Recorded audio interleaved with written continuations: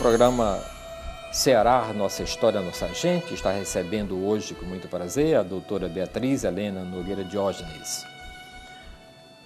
A senhora poderia comentar sobre o extraordinário crescimento populacional de Fortaleza como o grande centro urbano cearense ao longo do século XX, principalmente a partir dos anos 50? A partir dos anos 50, não só em Fortaleza, mas no Brasil todo, deu-se início ao grande processo de urbanização do país. Quando houve uma transferência em larga escala das pessoas que moravam no campo e vinham para a cidade. Isso em decorrência de várias coisas, mas principalmente do processo de industrialização que se iniciou nessa época. Então, começou-se nas grandes capitais, nas maiores capitais, esse processo de migração campo-cidade. E isso foi aliado ao crescimento demográfico, ao crescimento vegetativo. Isso foi uma grande boom que teve nas diversas capitais do Brasil. E Fortaleza não escapou a esse processo. Isso começou, de fato, na década de 50 e nas décadas seguintes isso só veio aumentando, né? O processo das secas, que houve várias secas antes mesmo, na década de 30, na década de 50, e isso aumentou muito essa população que vinha também do campo para procurar melhores condições aqui em Fortaleza. E isso fez com que a cidade, de certa forma, inchasse. Ela não cresceu, né, de uma maneira planejada e ordenada, mas isso por esse excesso de pessoas, por esse acúmulo de pessoas que veio do campo para a cidade. Isso ocorreu de uma maneira geral em todo o país e aqui não escapou a esse processo. Então foi basicamente isso. Fortaleza teve inserida nesse contexto mais geral, né, da urbanização do país. E ela, hoje, né, a gente sabe que é a quinta maior cidade do Brasil. Para complementar, nos anos 50, Fortaleza tinha 270 mil habitantes. Em 1960, 518 mil, um aumento de 90%. Em 1970, 857 mil, aumentando 66%. Afora o crescimento populacional, que outros fatores contribuíram para o crescimento da capital cearense? Pois eu um pouco já respondi isso. Principalmente houve sempre e existe ainda um certo fascínio que a capital, Fortaleza, exerce para as pessoas, de modo geral, do interior, né? Não só problemas lá que expulsam, né, a população, como as secas, como a falta de condições, como Fortaleza ela propicia bem melhores oportunidades para essas pessoas. E isso a gente chama muito esse fenômeno da macrocefalia urbana de Fortaleza, porque ela tem esse grande poder de atrair as pessoas do interior e isso, diferentemente de outros estados do país, mesmo aqui o Rio Grande do Norte, o Paraíba, que tem cidades grandes como Mossoró, como Campina Grande, Fortaleza não tem cidades grandes. A maior cidade depois de Fortaleza, tem Caucaia, mas que é aqui junto e faz parte da região metropolitana, e tem Juazeiro do Norte, que é a cidade maior, mas que não chega a ter 10% da população de Fortaleza. Então, isso é um problema que se constata aqui, que não há uma cidade, como a gente chama, uma cidade média, que pudesse dividir, né, as atenções ou as oportunidades, proporcionar as oportunidades para outros. Por exemplo, Juazeiro, no sul do estado, poderia atrair também população que não viesse, mas o que se percebe é que essa população vem toda para Fortaleza.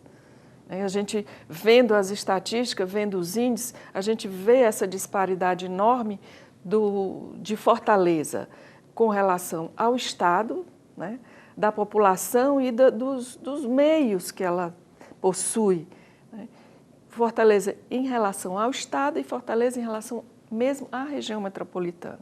Apesar de ter Caucaia aqui, de ter Maracanaú, que tem condições, mas Fortaleza ainda concentra a maior população e todos esses aspectos econômicos e de saúde, todas essas oportunidades, por isso faz com que as pessoas busquem Fortaleza.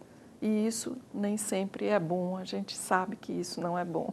Os costumes femininos modificaram-se nos anos 50 e 60. Como era o comportamento das mulheres na sociedade de Fortaleza? Isso, apesar de fugir um pouco da minha seara, do meu campo, né, de conhecimento, mas a gente sabe intuitivamente, e é um fato sabido, que as décadas de 50 e 60 representaram um marco muito importante nessa mudança de comportamento feminino. Foram vários fatos que determinaram isso. Isso eu sei porque foi bem a época assim, da geração da minha mãe, né, e uma geração antes da minha, e eu um pouco que presenciei isso. Houve uma mudança muito grande, né, o comportamento das mulheres, a própria moda, os costumes, a própria, né, a pílula que mudou também completamente esse comportamento. Então a mulher passou a ser mais independente, mais atuante na sociedade. Gradativamente isso foi passando depois, né? Até que houvesse um consenso geral e que atingisse a cada uma dessas pessoas, a cada uma dessas mulheres, né? Até porque viam outras que o comportamento mudava e como era que isso acontecia. Então, realmente isso foi um marco, a gente sabe, que as décadas de 50 e de 60, elas determinaram esse, como a gente diz, esse desabrochar da condição feminina, né, que a mulher passou a ser muito mais atuante a partir de então.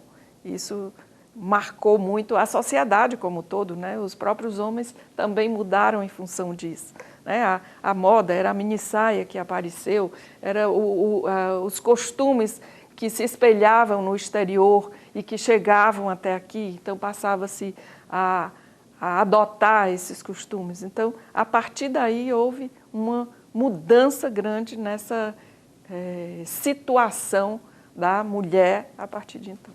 A própria influência do cinema e da televisão? Sem dúvida, né? Foi a época da televisão, quando começou, então se passou a ver o que ocorria em outros lugares, né? O Sul, né, mais próximo, e a Europa sempre foi, a França foi um grande ponto de referência para as mulheres brasileiras e aqui também, né? A França sempre foi. Então, o que se usava lá, os costureiros famosos, né? Coco Chanel, então tudo isso tem uma repercussão aqui. As pessoas de mais alta renda viajavam muito e iam buscar lá na fonte e traziam para cá e passavam a ser imitadas, né? Elas traziam esses costumes para cá, as outras viam e passavam a imitar. Então a gente sabe que isso ocorreu. Existe até um livro que foi editado há uns, acho que 5 anos atrás, o senhor deve conhecer, A Fortaleza, conhece? Eu sei, a Fortaleza Belle Époque? Não, chama A Fortaleza. Então, ela tem umas fotografias belíssimas de Fortaleza dessa época, que mostra as mulheres, né? As mulheres muito maquiadas, as mulheres muito bem vestidas. Então, isso reflete muito a situação dessa época, é bem interessante. E a arquitetura nessa época? A arquitetura nessa época também houve uma mudança significativa, porque nas décadas de 50 e 60, estavam começando a chegar aqui os primeiros arquitetos, porque aqui não havia a faculdade de arquitetura. Então, as pessoas que queriam se formar em arquitetura iam para, principalmente, o Rio de Janeiro e Recife. Então, começavam a chegar os primeiros arquitetos aqui, que foi o professor Liberal de Castro, o professor Neudson Braga, e o professor Ivan Brito, Enéas Botelho, vários arquitetos de uma que a gente chama uma primeira geração. E eles começaram a mudar o processo de projeto de arquitetura que até então era feito por leigos, né? Pessoas que não tinham aquele conhecimento sistemático da arquitetura. Havia, claro, uma arquitetura, né, efetivada aqui, mas não era originada de profissionais de arquitetura. E nessa época, no sul do país, no Rio de Janeiro, São Paulo e mesmo Brasília, né, foi a época da inauguração de Brasília, estava se começando a chamada arquitetura moderna brasileira, né, que já começou na Europa com Le Corbusier, nos Estados Unidos com Frank Lloyd Wright. Então, todos esses princípios da arquitetura moderna, que isso mudou a feição da arquitetura da época, então esses arquitetos trouxeram esses princípios para serem adotados aqui. E isso ocorreu assim de uma forma muito particular e muito interessante, porque eles não simplesmente adotavam esses princípios, que eram os pilotis, a fachada corrida, a estrutura independente, os brises, várias características dessa arquitetura, mas adaptada às condições local, ao clima, aos recursos que se dispunha. Então, isso resultou numa arquitetura muito própria nossa, muito peculiar e muito interessante. E qual foi a importância e qual é a importância do professor Liberal de Castro para a arquitetura de Fortaleza? Ah, sem dúvida. Eu até já escrevi 2 artigos sobre essa contribuição do professor Liberal de Castro. Ele é uma pessoa muito próxima a mim e foi meu professor ainda na década de 70 e me acompanhou assim durante muito tempo. Inclusive agora na minha tese de doutorado ele participou da minha banca. Então, assim, eu sou testemunha dessa atuação dele. Ele foi praticamente assim, o primeiro, ou um dos primeiros arquitetos a atuar, a projetar aqui, a trazer esses princípios da arquitetura moderna. Então, a obra dele é importante. A condição de professor dele, ele fundou a Escola de Arquitetura aqui, né? Foi o fundador, junto com o professor Neudson e o professor Ivan Brito. Então, como professor, ele tem uma influência enorme assim, em várias gerações de arquitetos. E tem a obra dele escrita, né? O professor Liberal, eu já tinha até falado, ele é talvez a pessoa que mais conheça sobre a história da cidade de Fortaleza e da arquitetura de Fortaleza. Então, ele tem assim, uma bagagem muito grande, ele tem muito a nos oferecer com essa contribuição dele à arquitetura e à história da cidade. Em sua opinião, o crescimento de Fortaleza realizou-se de forma desordenada e por quê? Se costuma dizer muito isso, né? Que Fortaleza cresceu de forma desordenada. É verdade, né? Fortaleza, sim, ela, como nós já falamos aí no início, ela cresceu muito rápido, né? E não houve planos eficazes que direcionassem esse crescimento de uma forma eficaz mesmo, assim, um crescimento ordenado, um crescimento como deveria ser. Isso porque houve vários planos, mas nem todos eles foram postos em prática. Isso porque alguns feriam os interesses de e que não havia, por exemplo, o Plano Saboia Ribeiro de 1947, ele previa várias desapropriações na cidade.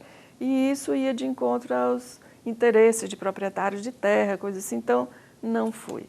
Posteriormente, o Plano Hélio Modesto, houve uma mudança de administração, então o prefeito não acatou aquele plano que tinha sido aprovado pelo prefeito anterior. Então, assim, vários empecilhos impediram que esses planos fossem postos em prática e pudessem direcionar de uma forma melhor esse crescimento. Então, o que ocorreu? A cidade inchou, né? Hoje a gente vê o quê? Inúmeros engarrafamentos, falta de vias, né? As vias estreitíssimas, as calçadas que não são próprias para o pedestre, e problemas de transporte, falta de praças, de áreas verdes, de locais públicos, né? Então, isso só é um prejuízo para a população muito grande. Então, se tenta fazer isso, mas nem sempre se consegue. Então, o problema maior da cidade é a falta de planejamento. Por isso é que ela ocorre desse jeito. Fortaleza, assim, ela é bem definida, né? Tem o centro e tem a zona oeste, norte-oeste, né? E sul, quer dizer, toda essa parte oeste aqui, e a zona leste e sudeste. É bem diferenciado. E o centro? Exato, o litoral, né? E o centro, a parte litorânea, mesmo essa parte litorânea, ela é bem definida a leste e oeste, né? A zona oeste, ela foi, assim, historicamente destinada à população de mais baixa renda e à parte industrial, né? Todas as indústrias, você pode reparar, as indústrias elas são localizadas sempre na parte oeste, ali aquela zona Francisco Sá, Jacarecanga, onde se instalaram as primeiras indústrias, as vilas operárias, as primeiras favelas, quando começaram a surgir, se instalaram ali, junto dessa área. Então, ela interessante quando a gente viaja de avião, né, saindo ou chegando aqui em Fortaleza, a gente repara bem essa diferença enorme da Zona Oeste para a Zona Leste. A Zona Oeste, isso está começando a mudar agora. A gente está vendo que o mercado imobiliário está atuando e já está surgindo empreendimentos diferenciados, né, na Zona Oeste, mas ela é basicamente horizontal, né, muito densa e uma região muito destinada a essa população de mais baixa renda. Então, ela cresceu dessa forma. E a leste? A gente está vendo agora, né, um pouco dessa mudança ali no Passaré, aqui no Alagadiço, né, junto do Pici, que estão surgindo prédios altos, né? A leste é bem diferente, A Zona Leste, né, desde o início, quando a população começou a sair do centro, essa população mais abastada, né, as pessoas mais abastadas, uma parte foi para Jacarecanga, né, e passou a ficar um pouco incomodada com essas indústrias que surgiu e procurou outro lugar para se instalar.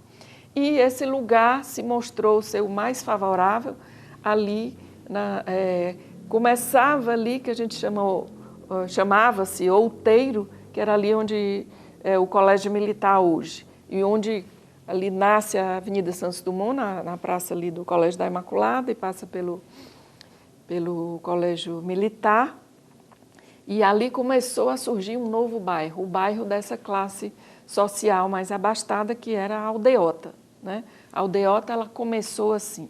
Então, como se dizia assim, ali é onde o vento passa primeiro, né? O vento vem dali. Era a área mais amena, mais agradável da cidade. Então, as pessoas, a Aldeota passou a ser o bairro nobre da cidade. Então, os lotes eram bem maiores, eram onde surgiam as mansões, né? E isso foi mudando com o tempo. A Aldeota deixou de ser esse bairro residencial unifamiliar, com essas grandes casas, e passou a ser um outro centro da cidade. E passou a se verticalizar também. E essa tendência ela está se estendendo para toda essa zona leste. E agora sudeste, ali na Avenida Washington Soares. Toda essa zona, ela é praticamente, a gente não pode dizer que totalmente, mas em grande parte, destinada a essa classe mais alta. Então, assim, tem até, como se diz assim, morar na Aldeota já define o status social do habitante. Então, as pessoas queriam morar lá. Professora, a senhora poderia indicar um livro e que um estudante do ensino rural pudesse dizer assim, pronto, agora eu vou aprender sobre a história de minha cidade, a história da minha gente? Não, eu posso lhe afirmar mesmo que não existe um livro.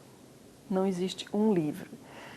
Como eu lhe falei já, quem mais conhece a cidade, quem mais escreveu sobre a cidade é o professor Liberal. Ele tem algumas obras que falam da cidade. Tem um muito interessante que ele fala fatores de localização da cidade de Fortaleza, como a cidade fundou e os primeiros anos, como ela se desenvolveu. Mas isso ele escreveu em 63, né? De lá para cá a cidade mudou muito.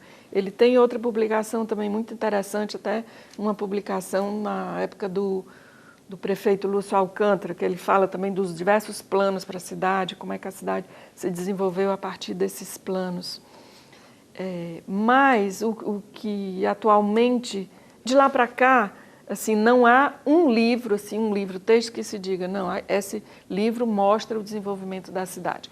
Mas, da década de 80, 90 para cá, o que tem acontecido? Muitos